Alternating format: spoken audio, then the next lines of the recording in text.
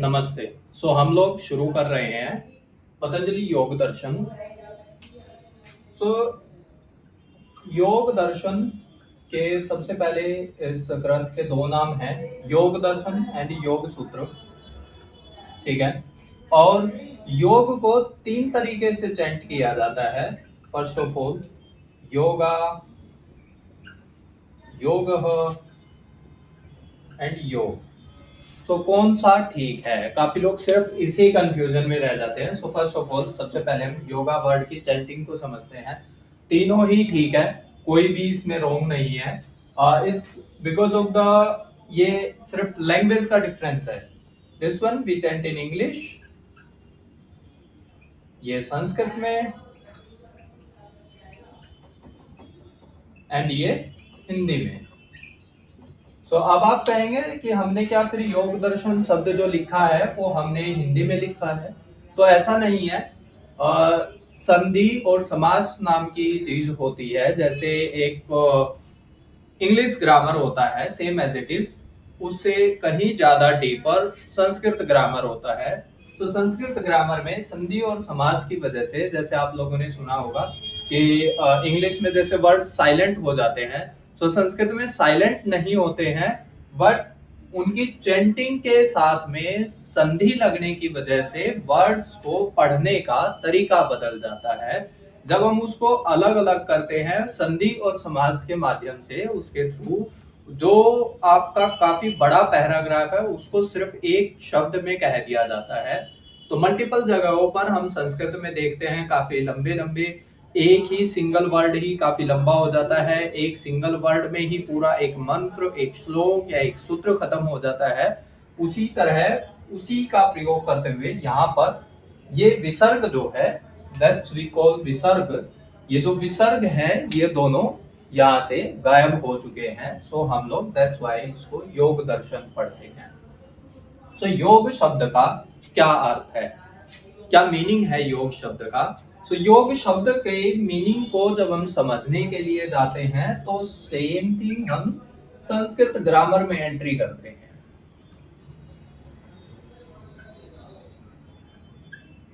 Sanskrit grammar काफी ज्यादा deep है। अभी हम संस्कृत ग्रामर नहीं पढ़ने बैठे हैं, हम लोग योग दर्शन पढ़ रहे हैं। बट कुछ चीजें बहुत ज्यादा जरूरी हो जाती हैं जब हम किसी शब्द के अर्थ को बहुत डीपर जानने के लिए जाते हैं। उसी वजह से हम लोग सिर्फ संस्कृत ग्रामर के लिए जो चीजें हमारे लिए मिसगाइडिंग ना हो जाए और उनको थोड़ा सा डीपली समझने के लिए हम लोग थोड़ा बहुत संस्कृत व्याकरण की तरफ भी, संस्कृत ग्रामर की तरफ भी जाएंगे।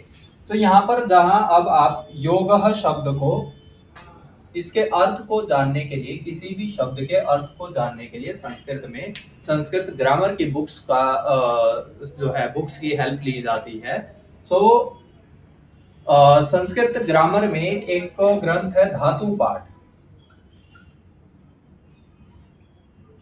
जहां से हम शब्दों के अर्थ को जानते हैं।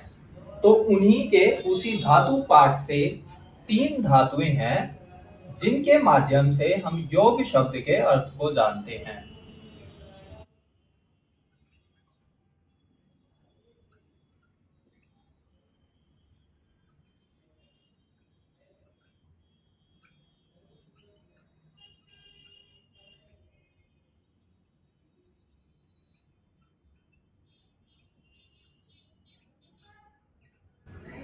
युज संयमने, युज समाधौ और युजिर योगे।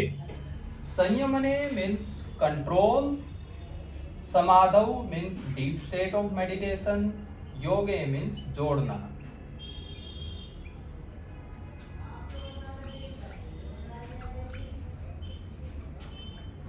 ध्यान की चरम सीमा या चरम स्थिति। और युज संयमने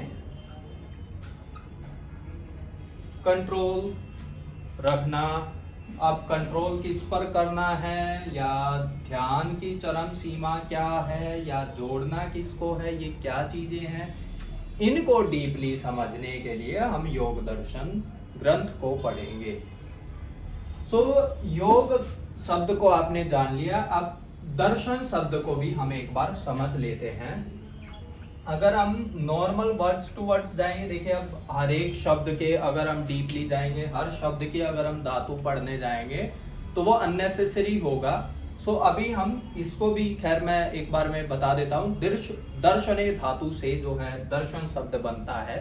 दर्शन मीन्स देखना या जो दिखाता है, जो ज्ञान कराता है, उसको हम दर्शन कहते हैं।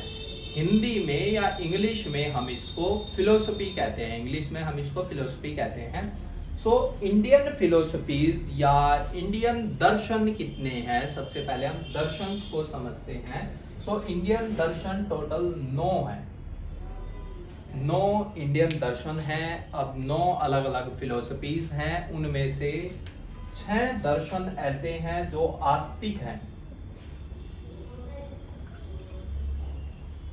3 दर्शन नास्तिक हैं।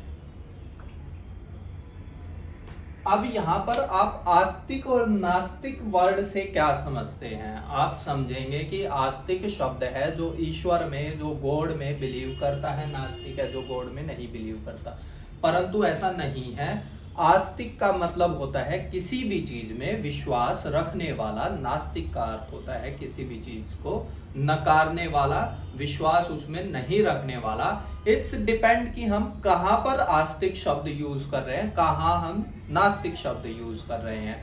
अगर हम किसी स्पिरिचुअल पर्सन से बात कर रहे हैं और वो कहता है कि नहीं आप तो नास्तिक हैं, तो उसके हिसाब से जो उसकी मान्यता है हम उसके लिए नकार रहे हैं। सो यहाँ पर आस्तिक और नास्तिक, जैसे कि अब इसको थोड़ा सा और डीपली आप समझिए।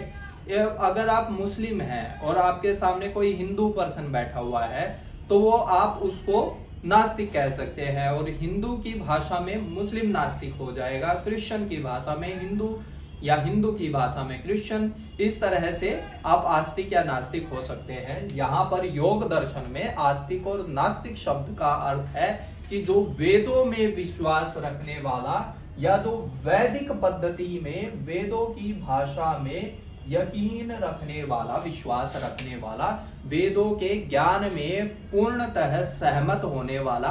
और 3 ऐसे दर्शन हैं जो वेदों की भावना में या वैदिक ज्ञान में विश्वास नहीं रखते हैं, उस पर एक तरीके से उसके ज्ञान को कहीं ना कहीं नकारते हैं। सो 3 दर्शन कौन से हैं? जैन, चारवाक एंड बौद्ध। सो ये 3 दर्शन ऐसे हैं जो नास्तिक दर्शन में काउंट होते हैं। अब इसका मतलब ये नहीं है कि जैन है या तो वो हम उस वजह से नास्तिक में काउंट कर रहे हैं, नहीं। यहाँ पर मीनिंग है इसका आस्तिक और नास्तिक का, जो वेदों के ज्ञान में विश्वास रखता है और जो वेदों के ज्ञान में विश्वास नहीं रखता है। उसी तरह से 6 आस्तिक दर्शनों में एक आस्तिक दर्शन है आपका योग दर्शन, जो कि लिखा है महर्षि पतंजलि जी ने। अब आप समझेंगे कि ऋषि महर्षि कौन होते हैं। सो ऋषि महर्षि जो समाधिस्थ हो चुके होते हैं, जो मोक्ष को प्राप्त कर चुके होते हैं। सो ऋषि एक अवस्था है जो समाधिस्थ हो गए हैं, महर्षि एक अवस्था है जो समाधि के बाद चरम सीमा पर पहुंचने के बाद मोक्ष को भी प्राप्त कर चुके हैं। अब मोक्ष क्या होता है? आप जब योग दर्शन या फिलोसफी पढ़ने जाएंगे, समझने जाएंगे, तो इसमें बहुत डीपली आपको जाना पड़ेगा। सबसे पहले तो आपको स्टार्टिंग करनी पड़ेगी यहाँ से कि आप कुछ नहीं जानते हैं।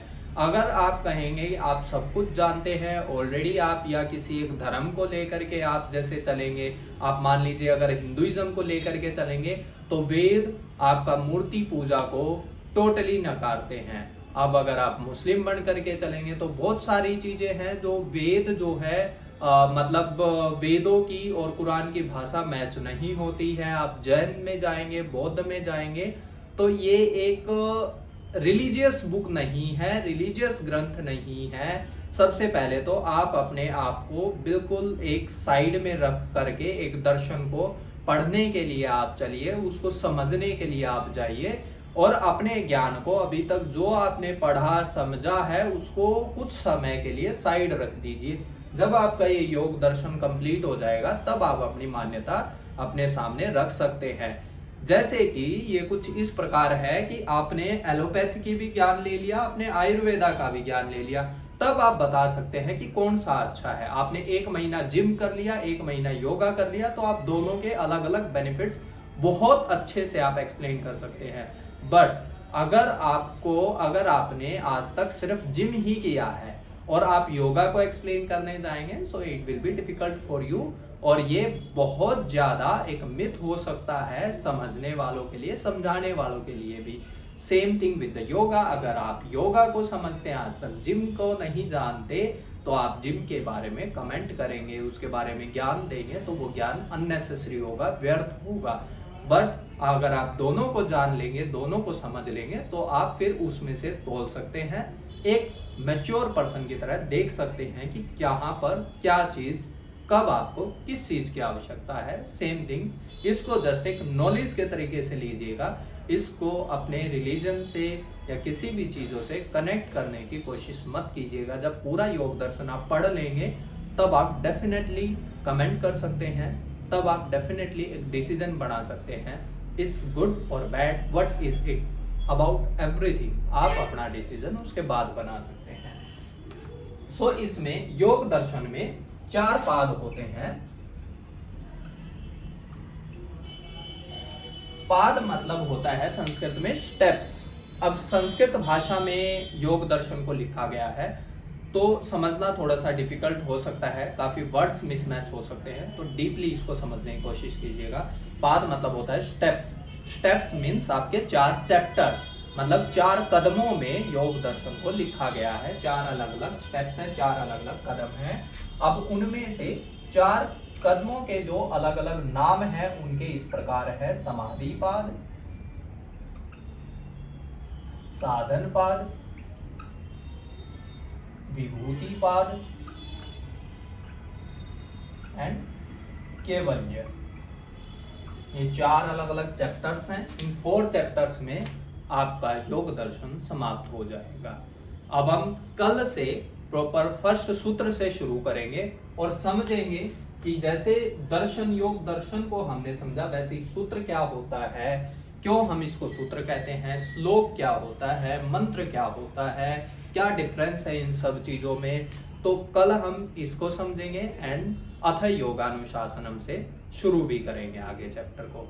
नमस्ते, धन्यवाद।